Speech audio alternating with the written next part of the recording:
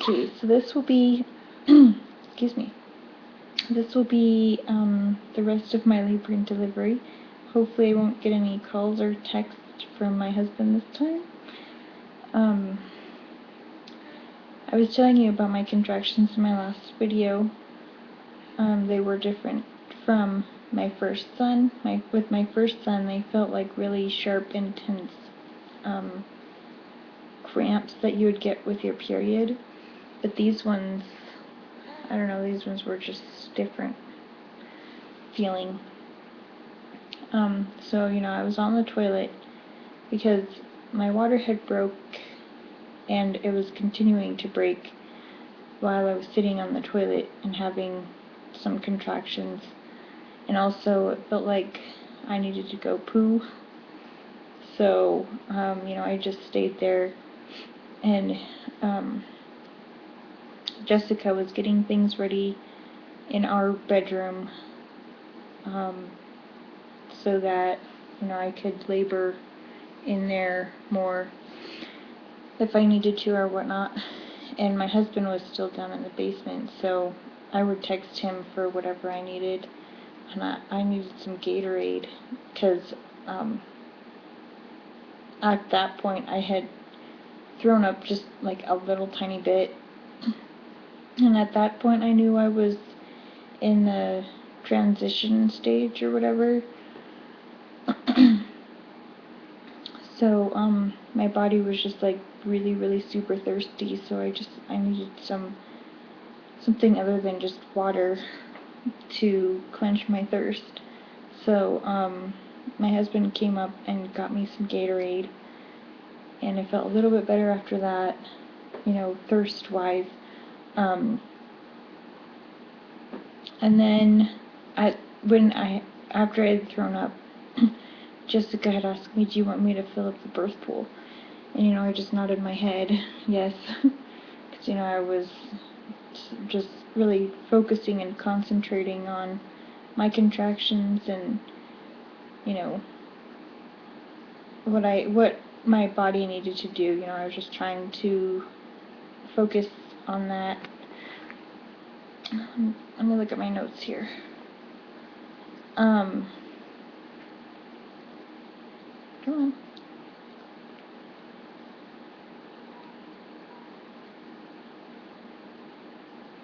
Oh yeah, I should say in my notes I had mentioned that I think I already said it in my first video, I don't remember. Oh, here it says my water broke and midwife came at 3:57 p.m. And then it says there on my notes, sorry, I'm getting all the times and stuff messed up, but it's good that I wrote them down there because I'm kind of forgetting some of the details. It's only been 5 days, 4 days, something like that. So, okay, so I'm on the toilet and I threw up, and then like right after I threw up, it felt like I had a little bit of the urge to push, but I wasn't sure because it was very odd feeling. I remember specifically when I had to push with Jacob.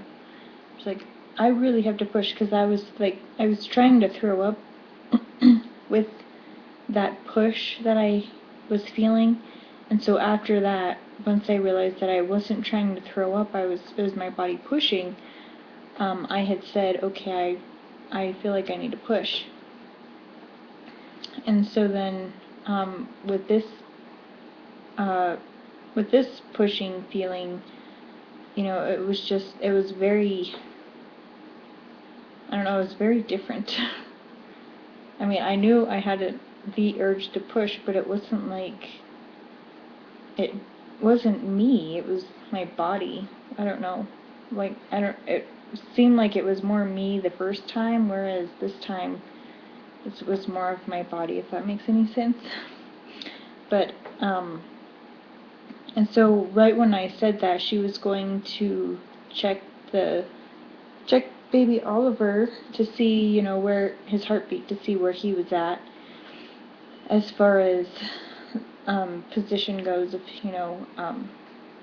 his head was like all the way down or anything, and so she didn't even get a chance to check to see where he was, and she didn't even get a chance to put gloves on before I actually started pushing for real.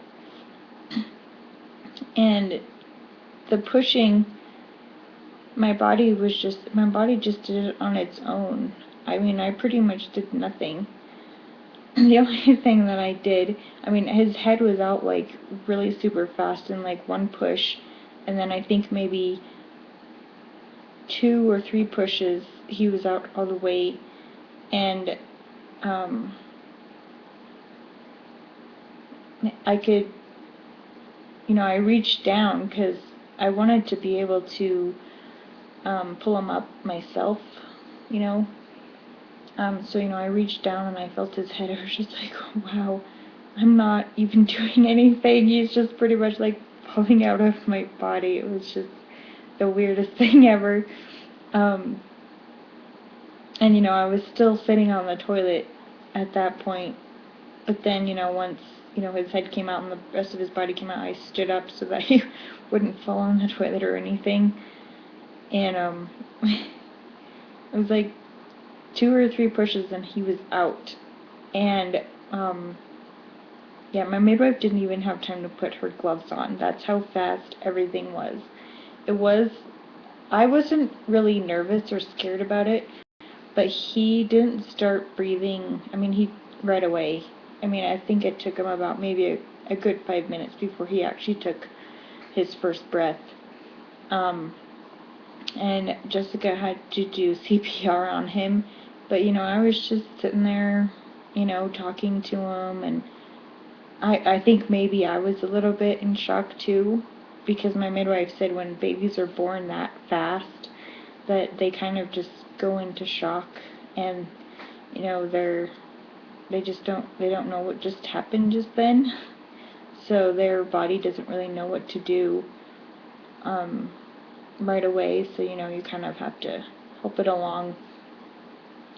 But, I think maybe I was also in shock of how fast everything went, because, I was just sitting there looking at him, crying and talking to him and stuff, and, my husband was like right here. He almost didn't make it up the stairs from the basement. That's how fast it was. So, she kept giving him CPR and stuff, and, also sucking out whatever was in his mouth and nose. But, it was a good 5 minutes. I wasn't worried or scared at all, because I knew that he was getting oxygen from his, from the placenta, because, we didn't clamp the cord or cut it or anything right away, which, is a good thing. So, I knew that he was fine. And the funny thing is, even though he didn't start breathing for like 5 minutes, he had more color than his brother did when he was born. And he was born in the water, which, they won't take a breath until after they come out of the water. But his cord was wrapped around his neck. So I remember Jessica telling me, okay, don't push, I have to take the cord from around his neck. And he was like purple and blue, and Oliver, he was just kind of like I don't know, he looked kind of white, I guess, but I think that was just because of all the vernix and stuff that was on him, or whatever that white stuff is, I don't know. But yeah, my mom, she was like crying, and my sister was like trying to help her